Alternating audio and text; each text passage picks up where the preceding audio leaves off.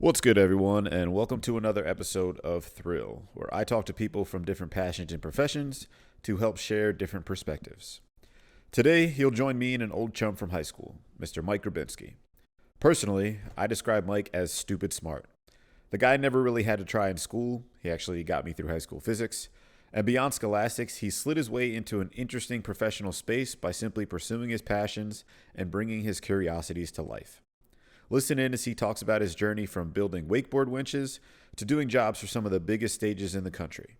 So, without further delay, join us as we sit down and chat at the best burrito joint this side of the Susquehanna. I feel like every time we link, it's always something like that, where you're just like, we need to make this thing that's not really been done before, so we're going to try to do that. Well, so I had the same conversation with someone else like the other day of well, how do you charge so much? And I'm like, well, because you do shit that other people can't. It's a lot of it is that I know how to design it, and then I also know how to make it, and then I also own the machines to make it. Yeah. But also, I'm usually gambling on something I've made up on the spot and don't know if it's going to work or not. I feel like that's what innovation is, man. You get in, you try some shit, and like, all right, this was wrong. Let's fix it. Not that it's going to be easy, but No. Like, at the time, that was the wildest job I ever did. And then, like, 3 weeks later, the next one pops up. yeah. And it's like for a while, it was like every 3 to 6 months. Like, oh, this is the wildest I've ever done. Now it's like every other week. It's like, yep, this next one, here we go. That's business, baby. But I do want to take a step back. So we'll jump more into the stories, but I want to take it back to younger years. Because to me, like I said, you've always been like that. Take this as a compliment. I feel like this is really East High. But like, you've been stupid smart the entire time I've ever known you. Did you see it going this way? No. I always joked that, like, I was never going to have a real job. I was just going to, like, have something my own company because, like, I don't like working for people. Yeah, you were always that guy. Like, I'll figure it out. And I always believed, it was like, he's going to make some shit. Like, he's going to do something. Going to figure something out. Bro. Nah, like, it was, I worked construction for a while in high school, and like, that kind of helped, like, learn how to, like, make stuff. Mm-hmm. And then engineering school, which, in my opinion, kind of a joke, but, like, whatever. Surely it started when I decided to, like, do the business thing. Like, okay, we're gonna do this, and like, you think you're gonna be like a millionaire overnight. Like, yeah, my business is the best idea. We're making wakeboard winches, which was like maybe like $100,000 market cap. Like, which, all right, if it's $100,000 sounds like a lot, but like if that's it, that ain't a lot. Did you come up with the idea while in school, or was it afterwards? Yeah, Didn't so you do like some weird thing at Duke?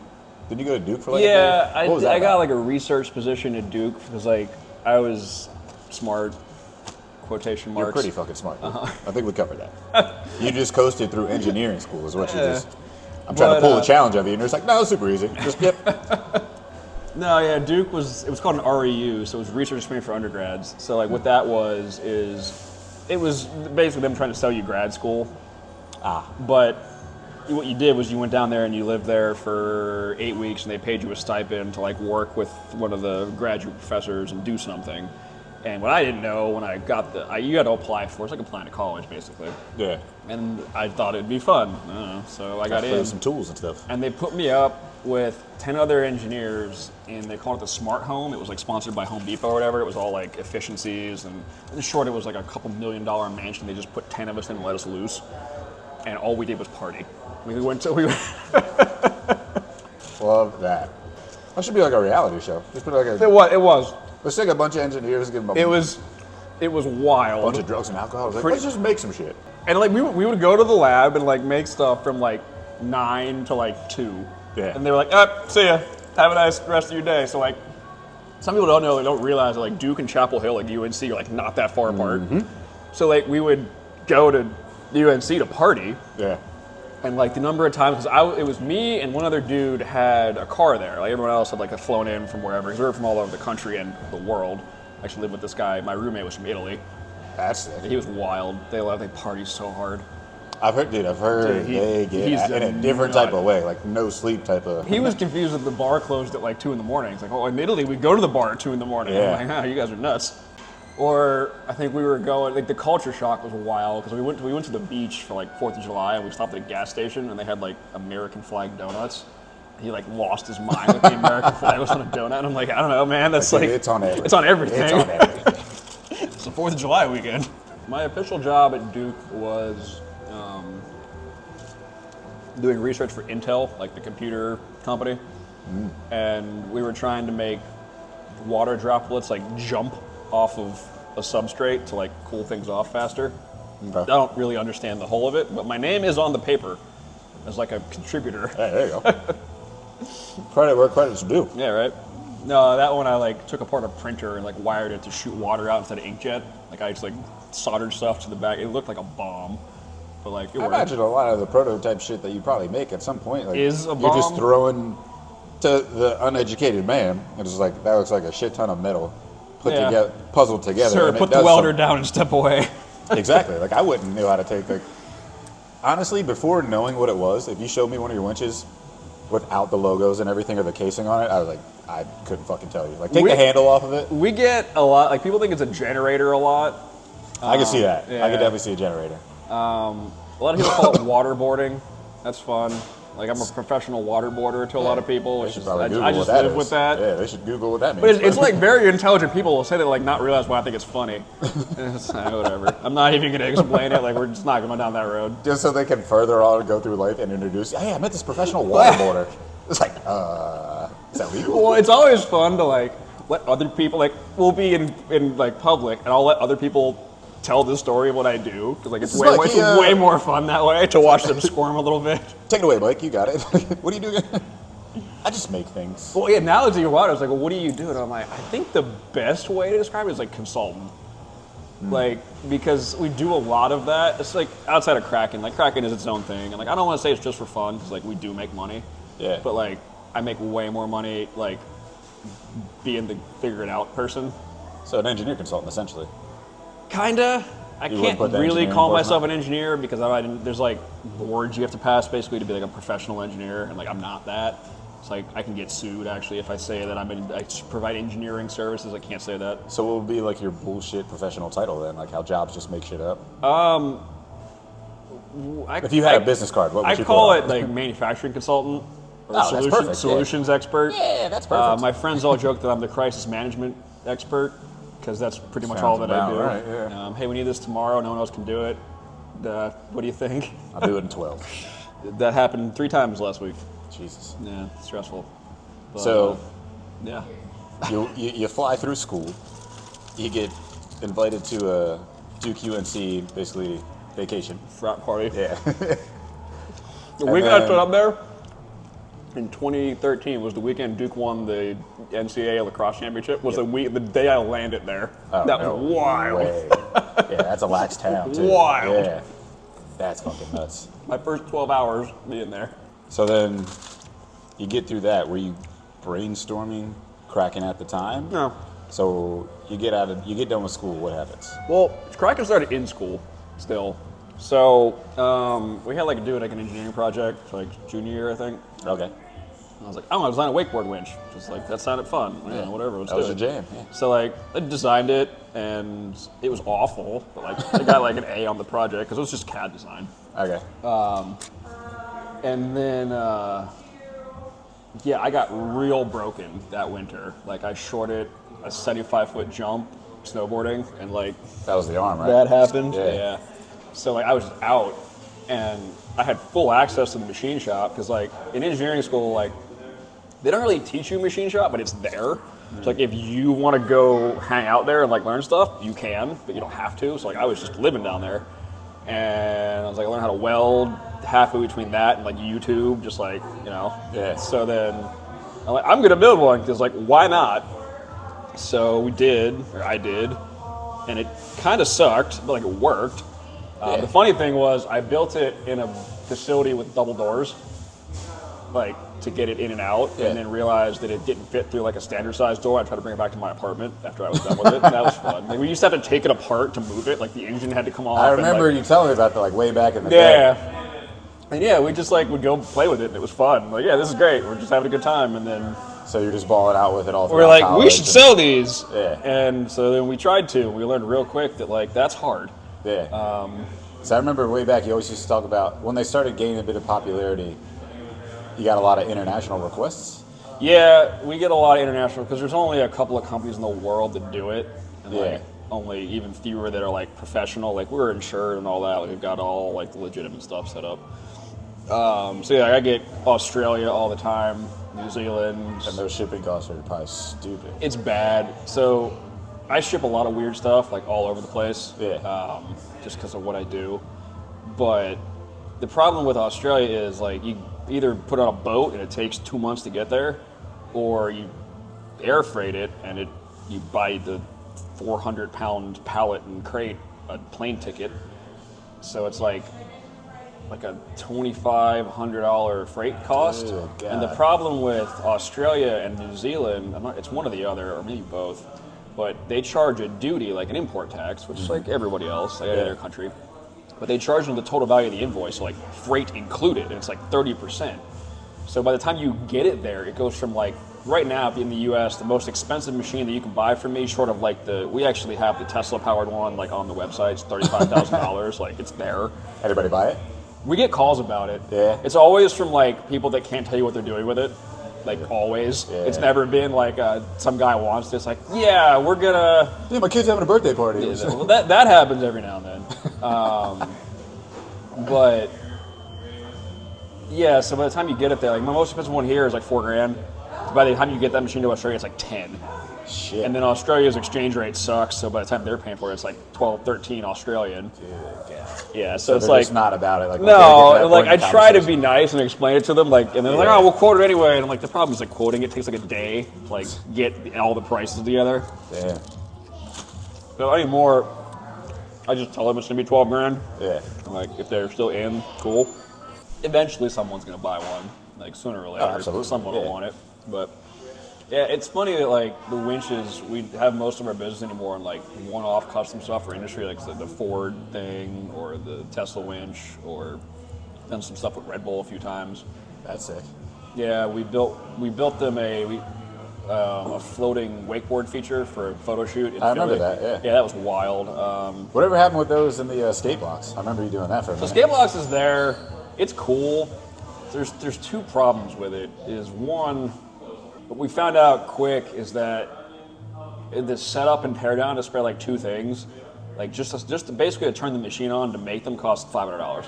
The fuck? Well, it's because you got to flush it and then set it up yeah. and prime everything and change a bunch of components out.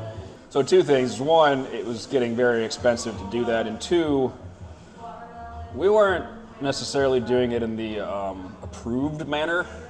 We didn't really have a booth or anything. We were just renting it outside. Yeah. So now the supplier told us that was okay, but also they were from Florida, so like there's no rules there. So like my thing with it is like I was starting to like dread every time we sold one. I'm like, oh, we got to do that. Like, 'cause, like it was always a gamble whether it's gonna work or not. And then also the fact that like we were probably getting an EPA violation if we really scaled the product. So like it's not dead. Because like the skate block started because we thought we were going to do skateboarding. We found out very quickly there's no money in that. There's way more money in making floating stuff for wakeboarding because there's more money in wakeboarding. So yeah, we made some floating wakeboard features. That's honestly my favorite thing to do is we have one set up out in New Jersey. It's like a 40-foot long wakeboard slider. Yeah. And like that's the shit. Yeah. Sold a couple of those, delivered them around the country. The pain with those is they split into two 20-foot sections, and good luck shipping that anywhere. Yeah. I've tried to trailer them out myself. Shit. We've delivered them to Alabama. There's a couple down there. I feel like I remember you telling me about a drive for that one time. Like, Oh, we trying to drive them set- all over the place. Yeah. Like we used to travel with it, and it was dumb because it was a 20-foot piece. I put in a 14-foot trailer, and like gotta it be was fucking sketchy. fun. It Yeah. was like white knuckle for the whole way to Yeah, Alabama. yeah, I'm just trying to picture that like right now. And like, because the way we did it is like I have a 14-foot trailer, and like the gate would flip down, Yeah. and we would weld the gate flat for the trip. you well. And, like, it worked. And I'm the not problem knocking was it, but I think when- like that's wild. When we threw the rail on there, we had like pallets to make them at an angle so we could get them both in the trailer, like sitting in towards Okay. each other. But the problem is the wheels at that point, the trailer wheels were in the middle of the trailer, and there's like a reason they don't do that. It's because it makes it terribly sketchy. Mm-hmm. Like, you ever driving and you kind of like doze off a little bit? You do want to like the quick corrects. Yeah, a trailer will get you like that. Yeah, just with the trailer like that, you do that, and you'd be all over the road. Oh and, my like, God, yeah. Yeah, it's we made it. Nothing bad ever happened. But like, I got to the point where I'm like, we should stop doing this. Yeah. This seems like a bad idea. And then like the DOT pulled me over and told me it was a bad idea. And then we kind of stopped after All that. right, yeah. Luckily, they were cool and they gave me a warning. It's like, don't ever do this again, Yeah. please. Got it. So we transported them like one more time after that, but I rented like the right size trailer to do it. And like, wow, that only cost me $200 and didn't think I was going to die the whole time. Like, why did I do it the way that I did for so long?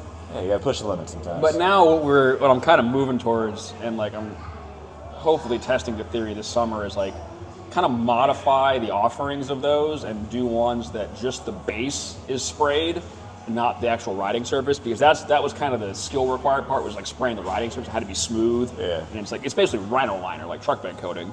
So like they're used to spraying it not smooth. So they want it to look like that. So I'm trying to get to like test that this summer, but like right now it's just like doing the everything else is. It's not a huge. Yeah, it's not like you're hurting right now. No, well, some days. So I worked in aerospace, which sounds super cool, but like it wasn't. Super boring. And like I learned a bunch of stuff, but that was my job till 2020, and I got laid off in COVID. And then I basically took all the money I had and bought a CNC machine the next day. And just said, here we go. So in like 2020, 2021 was like weird, like super big winch years, because like everyone was just spending all the money they had to buy like fun toys because they could.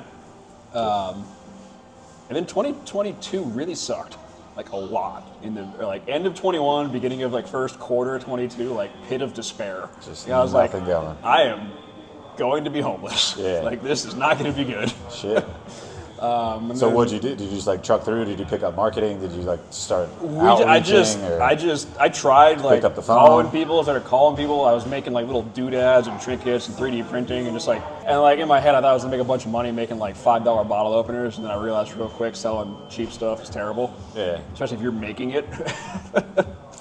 But no, I just kind of like held on and got super lucky that the Texas job happened, and like that kind of pulled me over the like not going to be homeless anymore. Yeah. And then after that, we just sort of like maintained, and then I lost on a few gambles.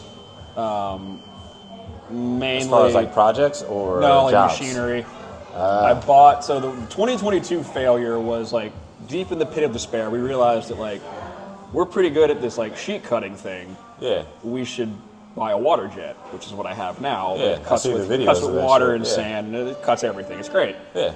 So I knew they were temperamental, and like I had kind of joked I'm never going to buy one because like I've seen all the problems, and like, well, lo and behold. So bought one from an equipment auction, sight unseen, from Oregon, Washington State, and shipped it across the country.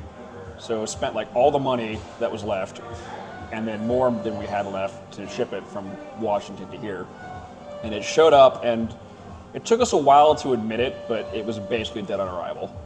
Like, No way. just did not work at all. Like, it was like beyond hope. So yeah, we had taken like a loan out on that and like financed it, and ended up like it just was trash. Shit. So then got through that and managed to like pick up some consulting jobs with my old company actually, and that was nice okay. because they were just sort of willing to pay whatever to get it done, and I charged them whatever, Yeah. and they were happy to pay it because they don't care. Oh yeah. So that kind of got me through, and figured it out, and then we got an actual water jet that worked, and then kind of started doing that. And like, yeah, just what kind of happened with the consulting side of things is I make so much stuff that I've learned like what the most effective way to make things is. Like, okay, if you show me a thing, I can be like, all right, I'm going to make that, I'm going to do this, that, and that, instead of like some other way. And what that's allowed me to do is like, there's a lot of AI services out there now where like, I can upload a part, and if I know what I'm getting and I trust that like I'm right, I can have it made without ever talking to anybody, and it just shows up. The problem is with that is that if you don't know what you're doing, you're going to get crap. It's not going to work. So I have this How balance. does that work though? Like an It auto quotes like, I it. get the- So like the one service I'm part of is Xometry. I do a lot of work with them. Where like I call it Tinder for machine shops. Like they just give you a list of parts. You want to make this? Here's the price. Yes, no, yes, no, yes, no. And like And it's things that already exist. They're just like, hey, no, I'm getting- people upload to the site. Like say I'm an engineer and I want this circle cut out. I upload it. I want to say hey, it's a 6-inch circle. I want to be made out of titanium. And they'll give you a price, and they post it on this board and say, okay, who wants it? And then you make it and ship it to the customer. So it's like they're like a middleman. No way. So like for me, it's like in slow times I just do that. Oh, okay. But So you're doing like that- the business end of that. Like you're the expert. Someone else will go on there. Like you said, I need this circle. You'll see that job posting. Yep. And then you'll fill it. So then I flipped it and was okay, like, okay. I started using it because I realized it's like a game. Like there's certain, like I did one yesterday where like I could make the parts, but the one thing, it's made of HDP, like a plastic, and I hate cutting it because it floats and it's scummy and it's terrible. So I went on the site and uploaded it, and I happen to know that for whatever reason, the AI always quotes this particular kind of plastic stupid low. And like my material cost was going to be like $20 a piece if I had to do it. And like I hate cutting it. It would take me like 2 hours, or not 2 hours, like 20 minutes. And then I had to scoop the tank afterwards, and I would have been angry the whole time. Well, I'll upload it to the site, $16 a piece. Done. not even bothering with it. Nope. So like a lot of it has turned into like, okay, I've just made so many things. I know the best way to do it. So a lot of what we end up doing is like, I'll make you your first thing. Like you come to me, I want the whatever. And when we do the design, I do 3D printing or water jet cutting or lasers, or we have all the things. And all these things, is it more so like these larger projects, or is it more like 50-50. Some of it's like the Krypton stuff, like how you've done restaurant cutouts. We've done, Krypton. We kind of started as like a sign shop because with the plasma table, we're just like I was curious of like what signs out. Like, and you guys do a lot of that and advertise a good bit of that stuff. I don't really advertise anything. I don't really do any marketing. It's weird. From what I see, I'm just saying like the cutout videos and the bits that I've seen over the years. It's like, hey, we made this 6 sign or be understory. Like what was the purgatory? Yeah, they're that's the sign I homies. They're up in Connecticut because we do a lot of wakeboarding up there. There's like a cable park that we make stuff for, and they happen to just be there, and they're awesome. Yeah. And like I saw like a big Vans like shoe banner in their windows. Like I'm gonna go talk to these people. They're probably cool. Turns out they were. Now we're best friends, and I make all their stuff, and like it's awesome. So that's what I figured. Like what you were doing nowadays is like I thought all of your main kick was doing shit like that.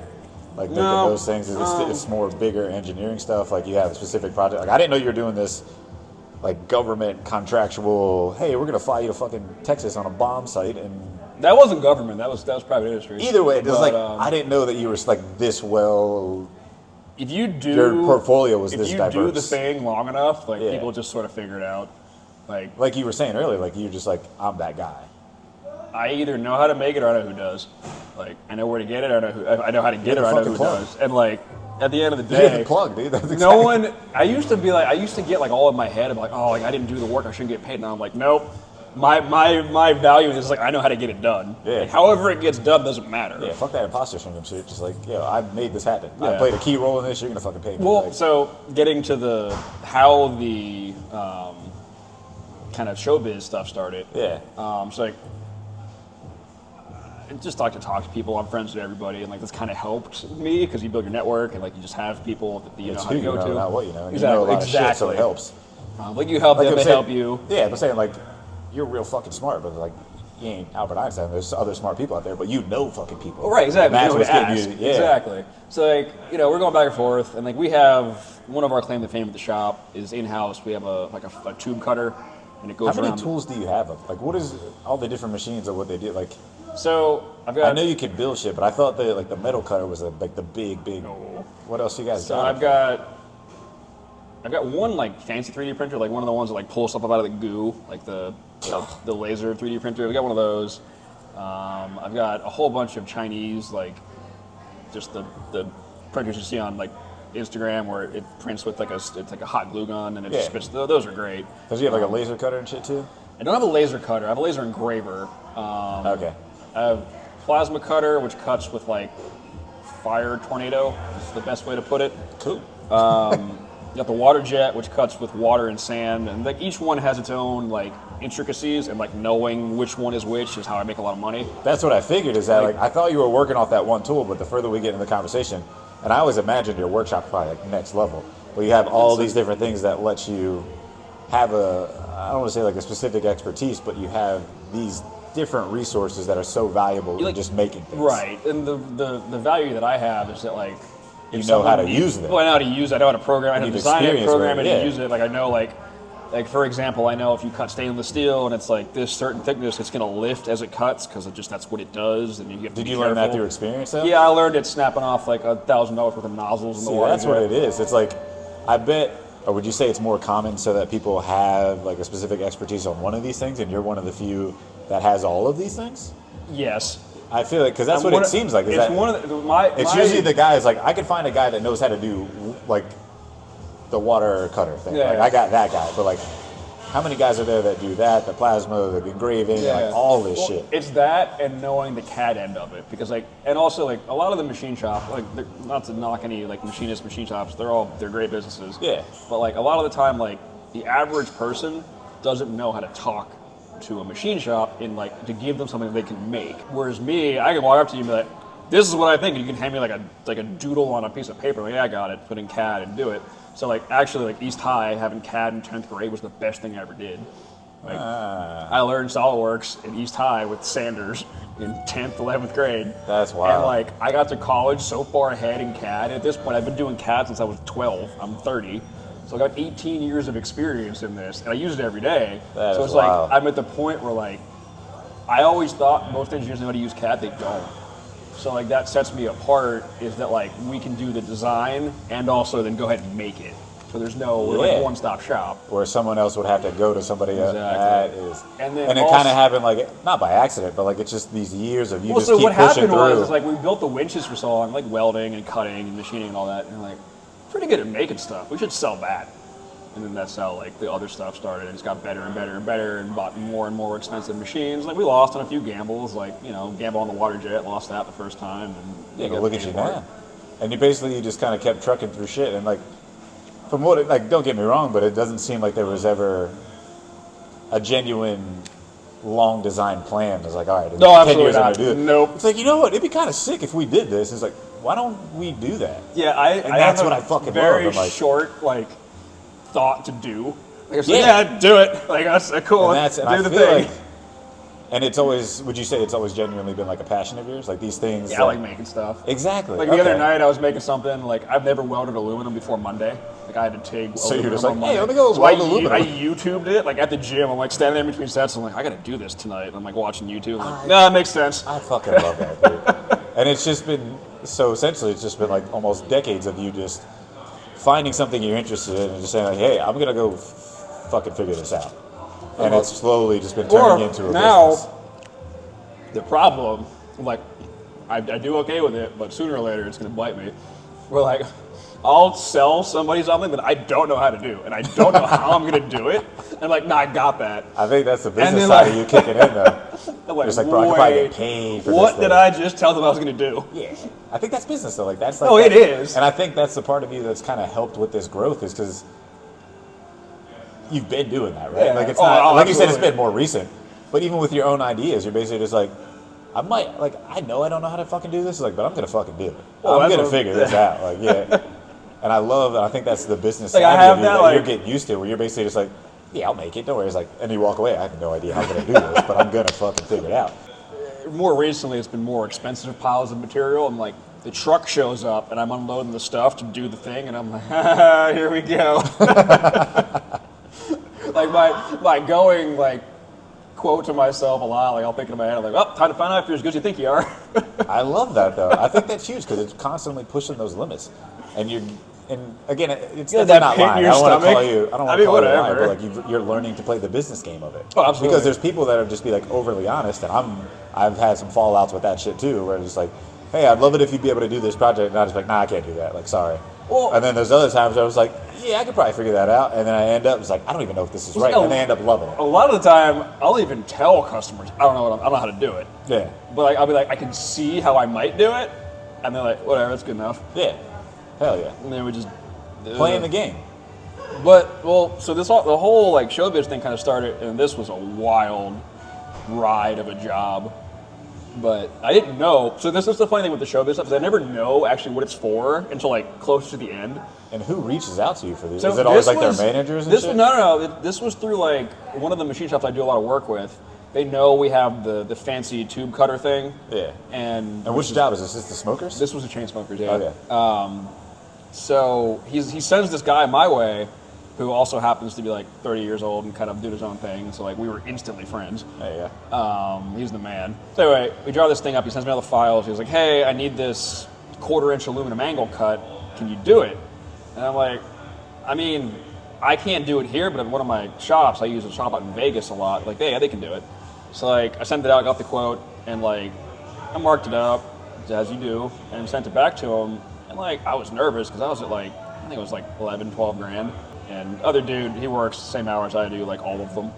And he calls me, it's like 1 in the morning, he's like, dude, how do we start? I'm like, what are you talking about? He goes, you beat the other guy by like 10 grand. And my first thought was like, damn it. But like, I was still making good money, so I'm like, whatever, cool, let's do it. So I was like, yeah, just send me a deposit in the morning and we'll build up. So like, sent the go ahead, and it was like kind of a tight turn because it was in Vegas and I had to ship it across the country, and like then I had to get welded. Where was the show? The show was in Brooklyn. Oh shit! So, yeah, you said that. Yeah, so I didn't know what it was for. Anyway, we get to it and like get it shipped here, and like of course it's late and like whatever, we're running out of time. I get it up to get to the welding shop and like they get it started and like we're good, we're cool. And then like he needed this other part, and it was like a 20-foot long 4x2 aluminum tube that he had holes cut in it. And like that's my jam on the tube cutter. But the problem is like when it cuts, if it's 20 feet long, it's hanging out of the front of the machine by 20 feet when it's done, which is sketchy. Yeah. So like we did that and like it worked like first pull, like holy shit, that was great. Just made a bunch of money. Yeah, so we got that done and like I thought I was done with it. I'm like, all right, cool, we delivered it, like that's it. And then he was like, hey, I need these like fancy like light covers. And like it was, imagine if you shot buckshot at like a piece of paper, like a little bunch of little holes, and it looked like that. Because they were gonna like cover the lights to make a pattern. Now, this was like a week out of the show, and that's a laser job for like a variety of reasons, like, but with that many little holes, lasers. So I shopped it around. I have a few like AI laser sources I use, but then like the real life people, the only way I was gonna get it fast enough.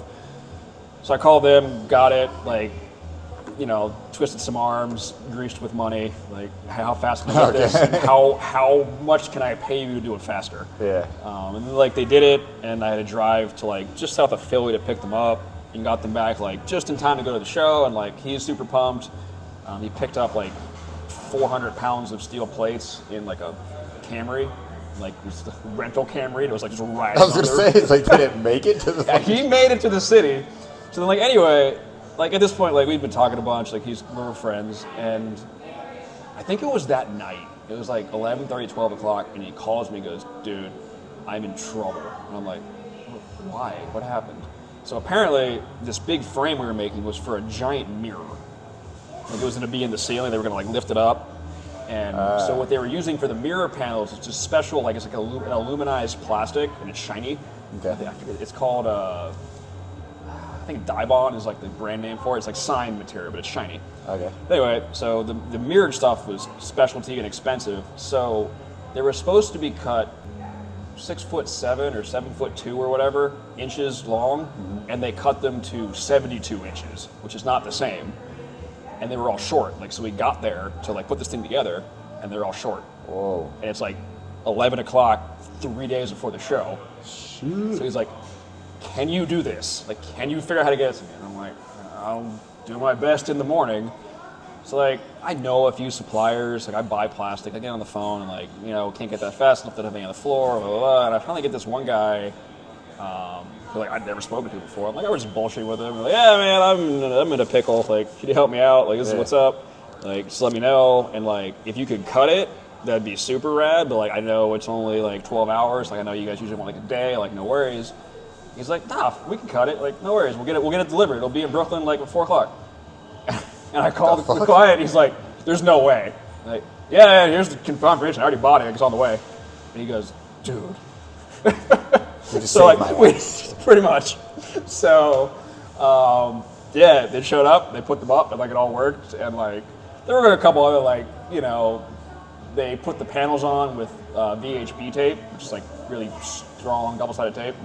Long story short, they started falling off the mirror at like midnight the next night. So he was there like putting a bunch of self-tapping screws into it to hold them up there. And like at the end of the day, it worked. Like everybody was pumped up about it. So then it just kind of like after that, they just like, yep, you're the guy. You're our guy. Yeah. So yeah, they shot me a few more and we made it happen. And then like recently we started rolling with like I had a job for Broadway and I made them like fancy lamps for like tables for something, and like that was wild. That's pretty cool. Then where like I bit off more than I could chew, and then just worked like 4 weeks straight around the clock to get it done, but like got it done. Nice. And then rolled into the Ultra job. And like, I didn't know what Ultra was really at all. And like, Was it introduced to you that way? It's like, hey, it's for this. Like, I had a file folder called Ultra. Like, that's what you just called it. And I'm like, oh, whatever. I never Googled or anything. I didn't care. But they told you like what it was for, though. No, they just told me what they needed. So like, I just got the CAD files. I'm like, hey, it's for Ultra. This is what we need. Make it for us. Like, all right, cool, gotcha. So like, I'm going through doing all the quoting and like looking at the job and like, it's a 6-figure quote. And I'm like, I've never done anything like this before. Yeah. Like, so. Yeah, I put it all together, and they're like, "Yep, go.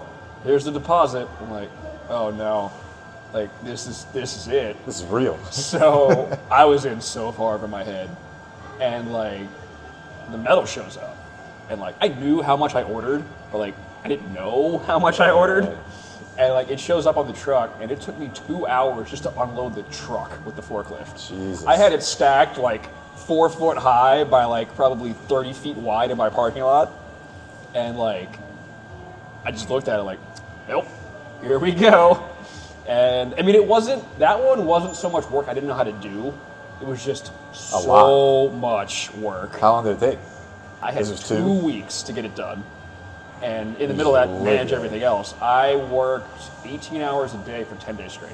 Jesus. Like, I Uber Eats to every meal in the shop. Like that was, I went home and slept and came back, and then just like full send. Like it was bad, and then of course like I had some crises. Like every day I had a crisis. Like the one day the machine broke, and I'm like taking the machine apart. Or the other day I like the compressor was overheating, and I was like trying to fix that, and like we did it. And then in like the middle of that, so it's like at the end. I can see the end, but like. I had 150 of this one tube to cut, and it was like lighter, it was an 1/8 inch thick wall, and then the last 60 were 1/4 inch thick wall. So on the thinner ones, I was running coolant through it to keep it cool. That's what the machine does. The bigger ones, I couldn't do that because the inside of the tube was too rough and it wasn't sealing in the back. So the issue was these things are coming off the machine 10 feet long, 100 pounds at like 500 degrees. I couldn't touch them. So I'm catching them with like steel banding and welding gloves and like throwing them off the machine as they're coming off. Fuck. And then sketchy. Yeah. I only burned myself. I was gonna say one time. I literally when you started saying that, I thought you were gonna like pull up your sleeve and just have like, so I lost a couple layers and just like, nope. What the fuck? I can see the end. Like it's in sight. Like I can be doing this. Like I can see it. Only got a couple left. It's like Thursday night, so it's like March 6th, 7th, something like that, early March. And liaison friend texts me a picture of this like blue lit infinity symbol.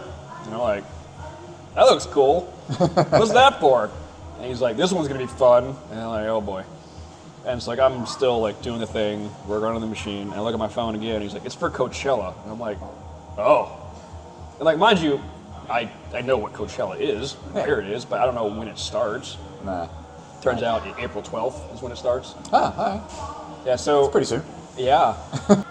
So I'm like, I did it all up, and I'm like, yeah, I know how to do it, but like, we gotta go like soon. Yeah.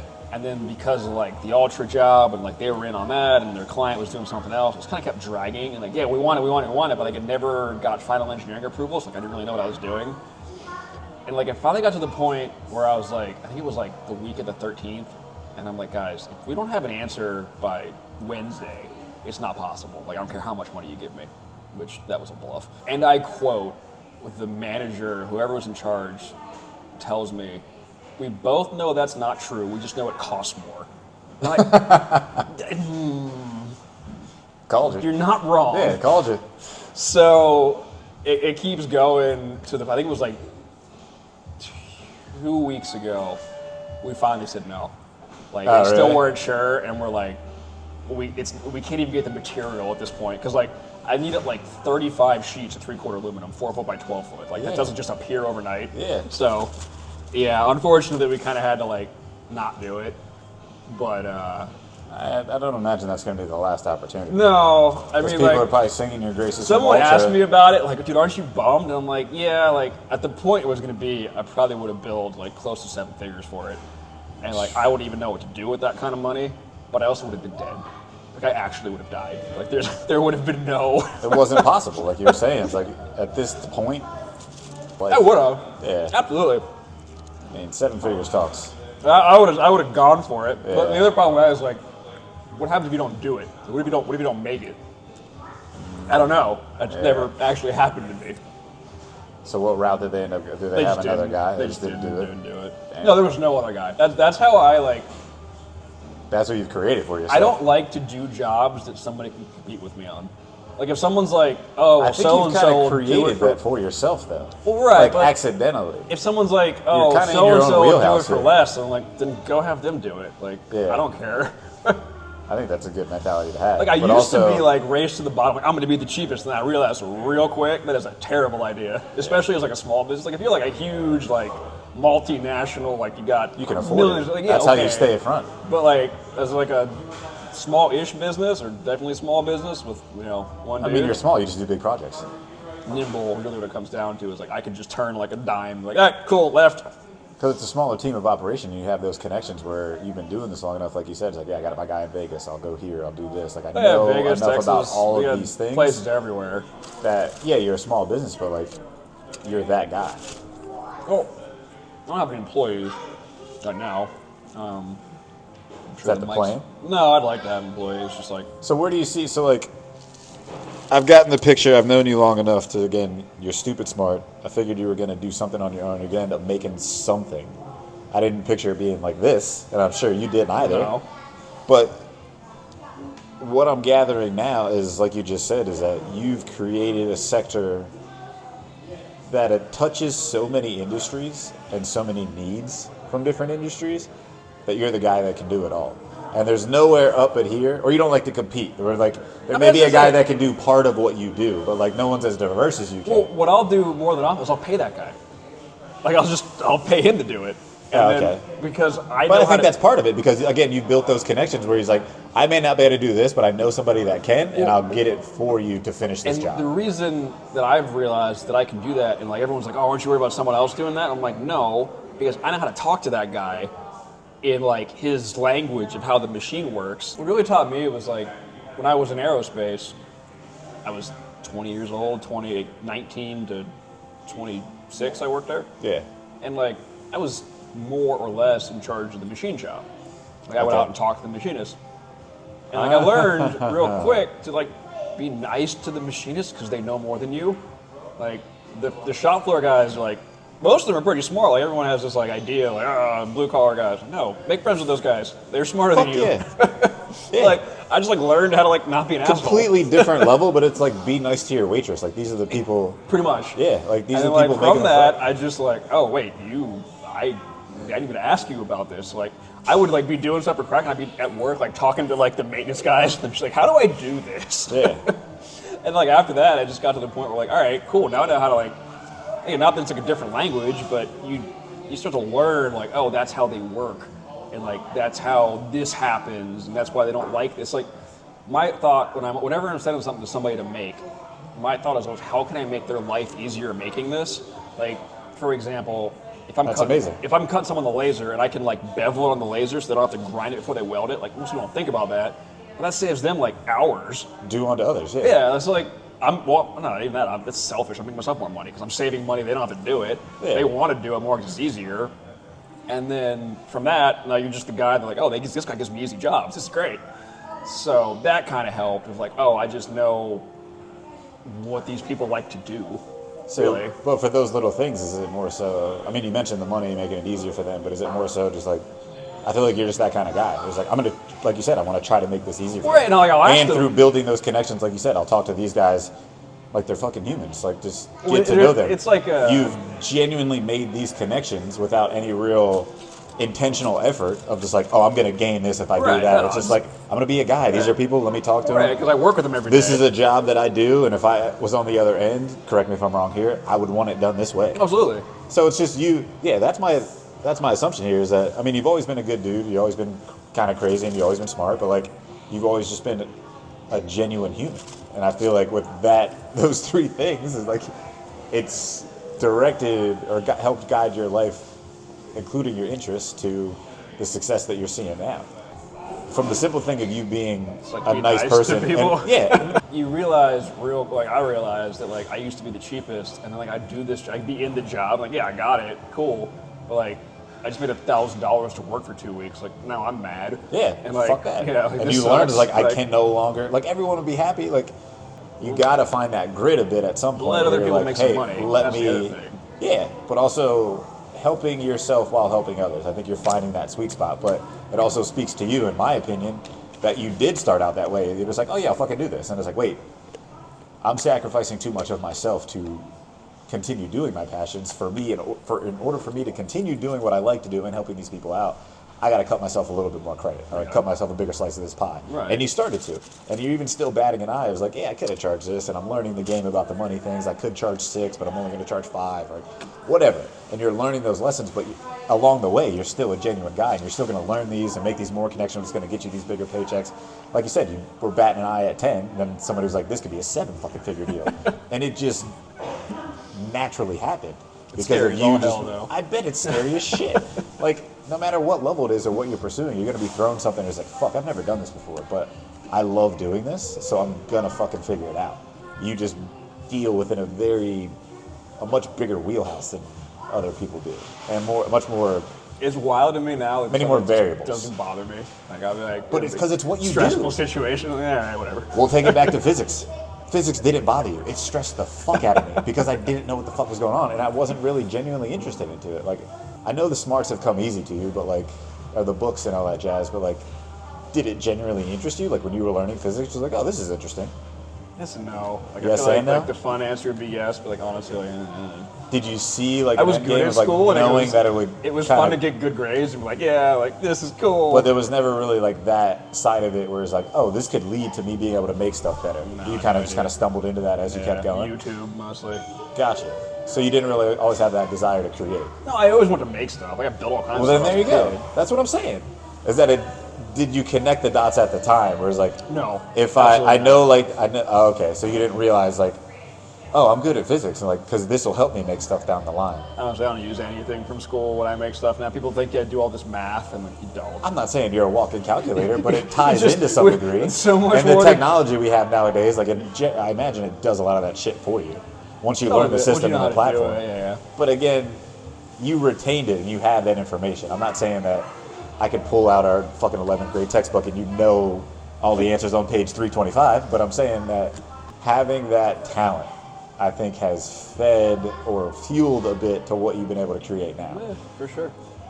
No, Maybe I'm just pulling at strings here. No, but, no. Like for me, it's just like I want to do something, so I do it. that's what I'm saying. Like really, that's like if I just have an idea, I'm like all right. That's what I love it about it, might work, though. it might not. And it's kind of just seemed like it's naturally not all aligned, but like Or to I just me it seems like it's start connected. doing something and just assume I'm gonna figure it out like as I'm going. Yeah, but to me, at least from my point of view, and I get it's completely different on your side from actually living it and doing all this shit, it seems to kind of be slightly all connected. Like it's, Little I'm bit. not going to say it's destiny I've or this, thought about that before. but it's also that you got a good amount of fuck it in your system where you're just like, I like doing this, so I'm going to do it, and I'll find a way to make money doing it, and even on the shit I don't know how to do, we'll figure that shit out. Lose sometimes. You just go with the flow. And yeah, you're stressed, and I'm not saying that you don't care or put thought into things, but I sometimes think you the don't. simple fact of like you just being like, I like this, I'm gonna do it, I'm not gonna be perfect at it, but I'm gonna get better, and I'll fucking figure it out. That seem fair? Pretty much, yeah. Along the lines? Okay, cool. But like that's what I like to pull out, and like the reason I kind of started this is that I love diving into people's stories, and whether it be people I've known or not known, Like I've been all over the place with this, just like left, right, center. you've already been through so much like in these past 10 plus years. Well, see, now that the difference is like a lot of the old stories are like kind of fun to tell now because like they ended terribly. But now we're getting more of like, oh no, it worked in the end. It's And I think it's only going to keep working. Like these requests just keep getting bigger. The quotes keep getting larger, and I don't see them getting any smaller. yeah, we just I gotta figure out how to like scale the personnel. Like it can't just be me. Like at some point, That's like, the part gonna of business where it's you're like, gonna be all right. That's the hard part. Like people always like, why don't you hire anybody? And I'm like, I'm working on it, but the problem is like a lot of the jobs I don't know what I'm doing, and it's hard to teach somebody when you don't know what you're doing. Yeah. It's like, oh yeah, we're gonna do this. Like, okay, cool. How do I do it? Like, We're going to figure it out together. See, you get your phone out, go to YouTube. Yeah. We're gonna Google it, or YouTube it, and figure it out. So have you put any thought into that portion of it, of like those next steps? Do you have a business plan? Do you have a 5-year, 10-year plan? Like, you don't seem like the guy that does, No. which I love though. Like, I think 5-minute plan. that's what I'm saying, and like that's what I love this story because it's you. It's just like, I like this. I'm gonna figure out. These tools are fun to play with. Like, it genuinely interests me. The probably good thing is I've managed to keep it all. It seems like I do all this random stuff, but at the end of the day, it comes back to making stuff. Yeah. Like, I haven't like tried to go off with like real estate or like get into crypto or like the stock market. It's always making stuff. Like, yeah, there's a million different ways to make stuff, but like it's all in that. But region. I feel like that's part of the root though. Like when you were saying, Well, but like that if you didn't think of physics in that way, but like, no, when I was a kid, I made shit. I wanted to make shit. I liked making shit. start taking stuff apart. Yeah. Figure out what And look at it now. It's just you just continue to follow that path. You realize like, oh, I'm pretty fucking good at school. Like this could probably help or connect me with people. And you've just been following the path, which I think is huge. And not a lot of people do. A lot of people will just like, oh, let me just go be an accountant, or like, let me try to get into real estate or find a bit of success. And they're just like, all right, I did it great. Now let me go buy a house, and then I go fucking fail at that. Well, I like to make sure I do. I'm sure when you get into 7 figures, you'll start like investing in all this other shit somewhere down the line, whether it's 10, 20, 30, 40 years. Probably. But right like now, making you're that far. fucking, yeah, take a day at a time. But like, the part I love is that you're kind of just still having fun and wildly successful at it. Not excusing the failures too. And I think the beautiful part of what you said is that the only thing that's really changed, or like what makes those stories great now from back in the day, is the success that I found. Like, I'm sure it was real hardship. Looking at your bank account and having $200 fucking in it is a real slap in the dick, dude. It fucking sucks. This I've been there. sucks. Yeah, like everybody's been through those droughts, and you're just like, God damn, what do I do now? But you just kept pushing, and I think that's what people, at least that's what I'm taking away from it, and like that fuels me up for someone that's pursuing and doing shit that I like, but I enjoy doing it, and it's bigger than it was when I started. And that's what, like, I'm a big believer is like, just keep pursuing the passions, like it'll grow, and you're living proof of that. I mean, all I can do is like, I mean, from the conversation, it's like, oh wow, because that's why everything always works, and like, but I mean, you've probably seen it. Like, I always put the Instagram stories of like, that broke, and that blew up, and that didn't work. I think that's part of it though, because you need to fail to succeed, and like someone that can find enjoyment or humor But I within need to those like fails. better document some of that stuff because I could probably be like a YouTube channel of itself. Yeah, that shit would be fun. Just all straight fails of stuff breaking. It's like, how is this guy so successful? It's like, seems like every day something's just breaking. Snapping tool it multiple times a day. But like, I don't know, people like seeing that. It's entertaining. Like it's kind of like reels it up a little bit of like, oh, it's not all sunshine and rainbows. Yeah, I think that'd be a cool portion of it. Everyone loves seeing when the 3D printer stops working, it just prints like a goo ball, like coming in like a bush in the morning. I'm like, shit. I think that'd be a cool route to go because nowadays social media is just so, oh, everything's perfect and this is that and da-da-da-da-da. Like, having real people just like, yeah, I did like a 6-figure deal. It's like, but I'm in the fucking trenches right now. This thing just, I'm taking apart the machine that's supposed to be helping me make shit, and I don't know how to do that. Like, just like all the mayhem. And just like, this guy's fucking grinding. Yeah, and you still like run a business on top of that while it's going. Like, you just have to answer the phone and stuff. So I'm like running the machine, I'm on the phone trying to hear people, and it's like shooting fire, and I'm like, Yeah. don't mind the electrical interference coming off of it that's in and out of the call. You're doing it all. I think that's like the true dream. Yeah, You it's built it day by day, tool by tool, piece by like, at piece, this point idea by now, idea. We're actually like coming off Answering almost- random calls. They're just like, yeah, I can do that. Yeah. And people don't understand time zones. Like, I'll get calls from people in California at like 1 in the morning, and I just still answer it. 'Cause, you know, why not? And that's how some of this stuff happens. We were on That's your Shark job. Week. I don't know. I'd mention that. I feel like you did tell me that before. Yeah. So it was the Jackass special. If you go back and watch the Shark Week, You did tell me about Shark Week that. 21. They originally told us it was going to be Steve-O on the kicker, and it ended up being Poopies. But he ended up getting bit by a shark because like they didn't listen to me, and like so he fell Jackass. into the sharks and got his hand bit, and it was like national news for like 3 or 4 days. But because my floating jump, like from skate blocks, was the thing he fell off of, they were using that as like the thumbnail. So like my logo for Kraken was like national news for like 3 days. That is amazing. It's the wildest 3 days of t-shirt sales I've ever had. That is amazing. Yeah, he's fine. That one, the shoot was in the Bahamas, and they forgot the ramp in Florida, and had to go back for it. and I thought I wasn't going to be on TV because of that. And then, like, I guess they sent the intern back. The producer calls me and goes, "Hey, what does this thing look like?" And I'm like, 8 feet long, 4 feet wide, 3 feet tall. And he's like, "Yeah, it's not here." I'm like, "Oh no, what do you mean it's not there?" So then I'm like going back and checking the shipping logs. And no, it's delivered. Like, your dude signed for it like 3 days ago. Yeah. He's like, "All right." Yeah, it was like 8 o'clock at night, and it rings. It's in California. I'm going to actually answer this. He goes, "We work with Shark Week, Jackass, and Discovery Channel." And I'm like, cool. Never expected all 3 at the same time. But, like, here we are. And then they wanted something ridiculous, like a bigger jump. And I was like, I only have 2 weeks. Like, we've never done that. Like, I can probably do it. Here's the price. And they called me back like 2 days later. Like, all right, first of all, it's not the price that's the problem. It won't fit on the boat. It's like, we had the smaller one. Like, I'm glad you had to start with that. Like, whatever. So yeah, we got it done, shipped it out, and then we were on TV in July. That's dope. It was wild. Look at me. And we were in X Games. We were in X Games Real Wake. One of our riders was there, and like our winch was all over X Games for like 2 weeks. And I also have another company. We have a patent on boutonniere holders. On what? Boutonniere holders. If you ever go to a wedding and your flower tips over. Yeah. Like, we've got one that goes on, and it's super easy to put on. It just pins through the lapel. I was gonna ask you something about that. Not the holders, but like, with all the tools that you have you ever just thought of making like a one-off, like patenting something small? We have 2 patents, the skate blocks and the boutonniere holder, and honestly, patents are really... Skate blocks aren't tiny, but that's what I'm talking about. Yeah. Is that like, if you made something like that, like dudes make fucking killings off that. They're like, I made this small piece that changed this forever, and now they sell them at every distributor around the world. It's starting to pick up now. Fortunately, we spent like 3 years with that business partner figuring out how to make it, like where to get it made, and like all that crap. And we finally figured it out, and we had like contracts for a whole bunch of like piece sales in February 2020. Mm-hmm. And we all know what happened in March, and so the wedding industry just went away. Yeah. And it's slowly coming back, so like they're finally be able to buy stuff again. So like that's kind of starting to pick up. It's called Fixed Flower. It's like you can go on the website, and we have a YouTube video on there. We've got somebody go skydiving with it. Like, they pinned it to their shirt and went skydiving and stayed on. Love and that. like, look. It works. It works. Because like, we found out, like, kind of by accident that a lot of the photographers complain because the flower tips forward, like when they're taking pictures, and apparently like they spend a lot of time fixing flowers.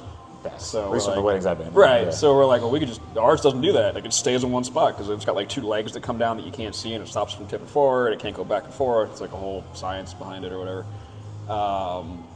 And yeah, like everyone loved it, but then like unfortunately no one had any money to spend because all the flower businesses kind of had their like accounts frozen basically. Well, like they weren't allowed to buy new stuff; they had to sell what they already had. So I mean, when you take a hit like that, because flowers on hold for a year, so like they lost a pile of money.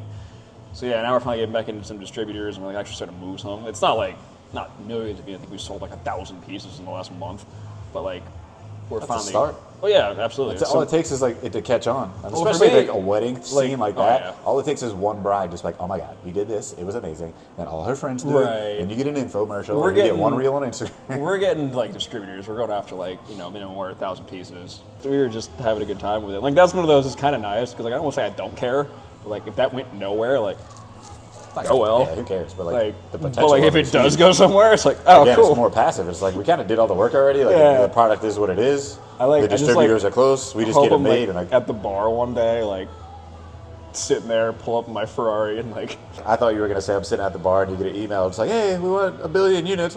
Oh, okay, cool. Rounds on me.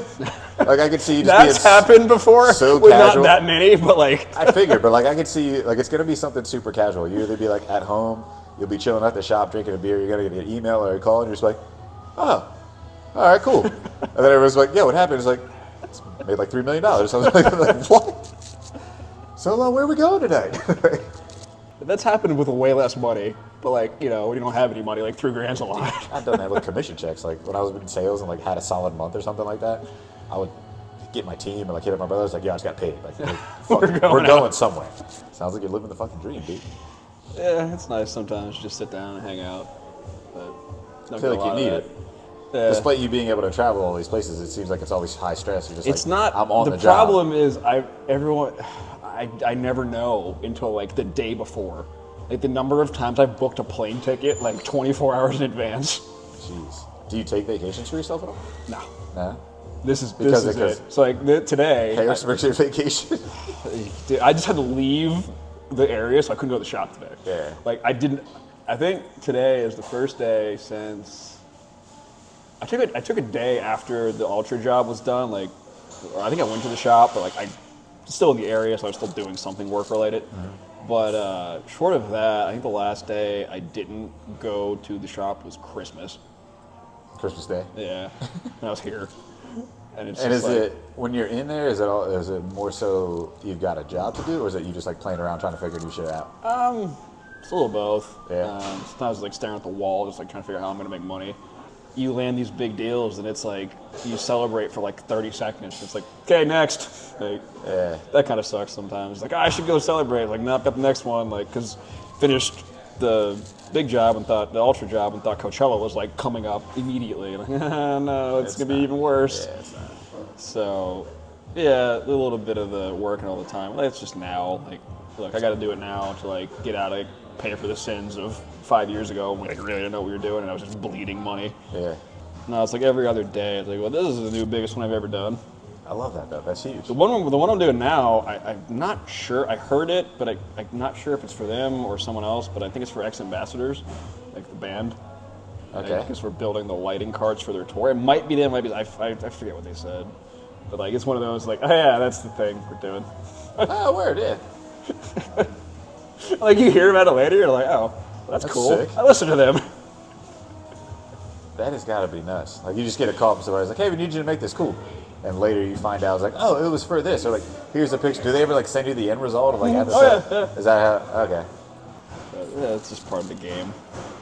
But I think it's just going to keep getting crazier and bigger. So despite not having the business plan and all that jazz, like, perfect picture. Where is this going? How does this end up for you? Keep doing what you're doing? Do you want it to morph into more of a company where like you do have employees? Working by yourself all the time kind of sucks. Do you want to take a step back or just like hire No, people absolutely to do not. it? I just want to like have a team to rely on. Because like for me, I've realized that while a lot of what I'm doing, I'm learning on the fly. I'm very good at selling that stuff. So Okay. like if I can go out and sell the jobs and have like a competent team behind me that like can do the thing, or like I can go back and show them what to do, and like, oh, okay, we know how to weld too. Like, thanks for showing us, and they take it over. Yeah. Like a lot of it is like me doing busy work. Like I just have to accept like I need to hire someone that can also do the busy work. You know, like for example, running the water jet isn't rocket science. Like you stand there and make sure it doesn't crash. Like I don't call them interns, like a part-timer that comes in every now and then and works for me. And like I literally told him, I want you to stand here, and if something bad happens, press the red button and call me. Like that's all I need you to do. Can do. Yeah. And like just stuff like that, just so that I go out and sell these things, and it's like, oh, now I got to go back and do it, which is cool. Like sometimes I do like doing it, but there's more money to be made in me going out and selling the wild jobs than have someone else that can do it. It's like right now I outsource a lot of stuff, but at some point, obviously, it's going to be more realistic to bring it in and do everything in-house, do more in-house. What does that sales process look like now, and what type of role do you imagine for yourself when you're able to step into that? Because right now it seems like a lot of it's just kind of happens. Like people call you, it's like, hey, I got your number, or like, people can you call do this? me, and then we go back and forth about how to do it. Yeah, it's not so much you going out. When you say going out and selling it, like you seeking out clients, like, hey, we do this, do you need any work, or we be able to help you with this? It's like a connections thing, but then it's like going out to the site, or like, some of the sites are like in California or Texas, or Red Bulls called me, they want to do something in Nevada, and like to be able to go out and like visit the site and more effectively sell the job or plan to get it. eyes on it. It's like, right, hey, because here's my input of what I think should actually happen. Here's what you're Right. looking for. Here's what I can do for you. right now, if I were to do that and I leave the shop, like nothing gets done because like I am And the you're workforce. losing days. So like I need some kind of like team behind me that can. So you get done on site, and you can call them back. It's like, hey, start this project now. Here's what we're going to do. Here's where I need you to go. When I get back, I'll finish this portion. Right, Yeah, just yeah. because there's a lot of stuff that like Divide and conquer. isn't rocket science. Yeah. Like I can have somebody else doing it. Like granted, I get it. Some of it's stuff that I don't want anybody else to do because some of it can fail spectacularly, and injuries are a thing. And But those certain portions, like you said, that are not rocket science, like, hey, you can get this going while I'm flying back, Right. so that it's going to make it easier for me when I do get exactly, back and cut down the time. that's how I move out of working 18-hour days. Yeah. Like at some point, like I do like to have a life. Like I like to skate still and snowboard and surf and do all the things, and Find a way to enjoy some of this money. Some days it's like, yeah, that too. Or some days it's like, all right, gonna go to the shop and go home and sleep. Like, I mean, recently it's been like shop, gym, sleep every day. Not a bad regimen. No, like it's not the worst. Yeah. But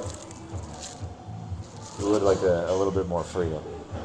Well, I not mean, more diversity in the schedule. I know you have the freedom, like you're choosing to do all these things. I mean, that's the thing is the schedule is never the same. Yeah. I've never had the same day twice, like ever. That's pretty cool. Which like sounds cool until you do it for like 2 months. You're just like, It's I really hope hectic as today. shit. I really hope today is quiet. Yeah.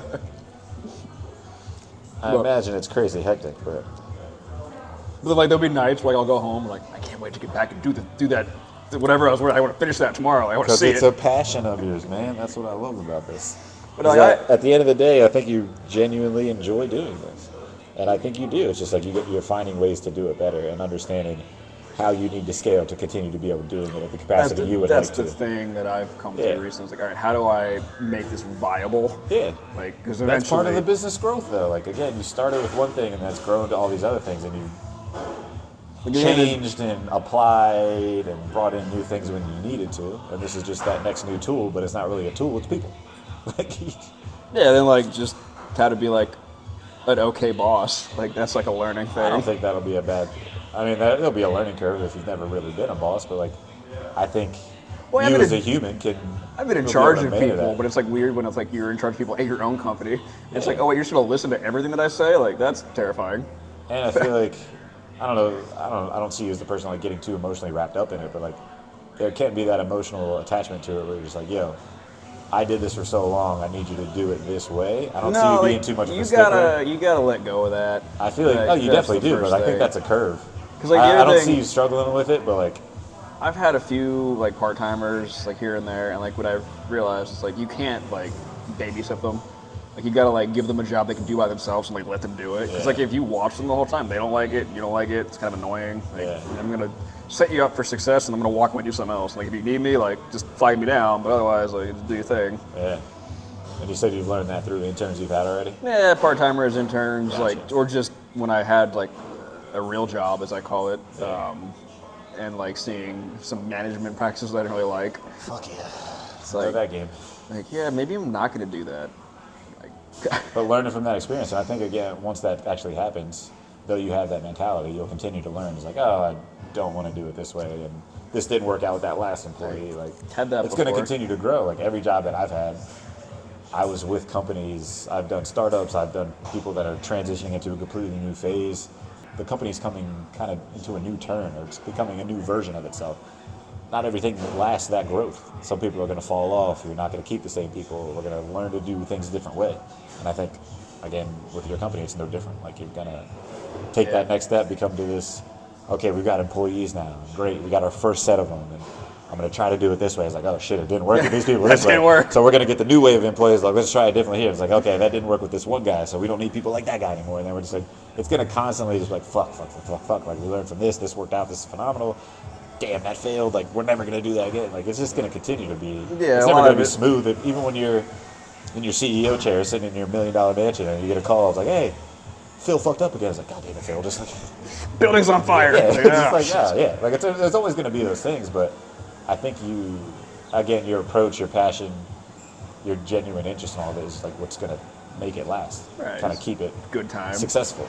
And then like also just like find employees that like are fun to be around. Like people don't realize that like a lot That'll of be hiring, trial and error, too, a lot though. of hiring is like finding someone you don't mind hanging out with all day. Yeah, a lot of people's companies make mistakes like that. Like, this guy looks great on paper. And Like we don't gotta be friends, but like we can at least gotta like get along. We gotta be able to communicate with each Yeah. other. Yeah, we don't always have to agree, but like as long as we can put emotions aside and get the business side of this shit done, like, I think like- that's the big part of it. Also, like for me, it's like, can I put my money where my mouth is like be willing to pay a little bit extra to somebody to like incentivize them to be there. Yeah. Like I never really agree with like places that like, you know, try and pay someone minimum wage and expect the world out of them. Like, well, no, you're making minimum wage. Like, Yeah. I'm at a point where like I can't have minimum wage employees. I gotta like actually pay for people. Yeah, It's just if you want them to work. all right, put your money where your mouth is. Like, do it. If you're going to pay me minimum wage, I'm going to give you minimum wage It's work. like also at the same time, it's like if I'm paying you a bunch of money, you're making me more money. Like, I'm still winning. Yeah, You're just exactly. you're also winning. People are just like asking, we can all win. Yeah, I think that's the good mentality to have. But like, you get into these bigger companies that are just like, all right, bottom line, where can we cut? Right. And it's like, for us to be successful, I need you to do more for less. It's like, where the fuck do they do that at? Like, where does that last? No. Where do people stick around for that? That's kind of been like it sounds cocky, but like I've said it to a few clients, like sometimes we get into it with clients, as you do, but they'll ask about like the price, whatever, and I'm like, look, I'm not the cheap choice, I'm the for sure choice. And like, Perfect. that sounds super cocky, but Perfect. like, look, that's the truth. No, but this has been sick, man. Yeah, dude. Getting a little bit more into the story. So, one cheesy generic question for anybody that wants to build or like create their own business one day, like, what would you say? What would your CEO advice be? I tell people, I was on another podcast the other day, I said the same thing, just do the thing. Just whatever it is, just do it. Just do the thing. I love that. That might be the title of this one. Just do the thing. Hopefully, the term stupid smart makes a little more sense now. I mean, the guy's so nonchalant, and I can barely comprehend the intricacies of his craft. Regardless, I can't wait to hear the places he finds himself next, but either way, I know it ain't going to be any less crazy. If you want to learn more about Mike and his creations, check him out on the web at kryton.design and or krakenboardsports.com, both which you can find in the bio below. As always, I hope you enjoyed listening, and please remember to enjoy the day.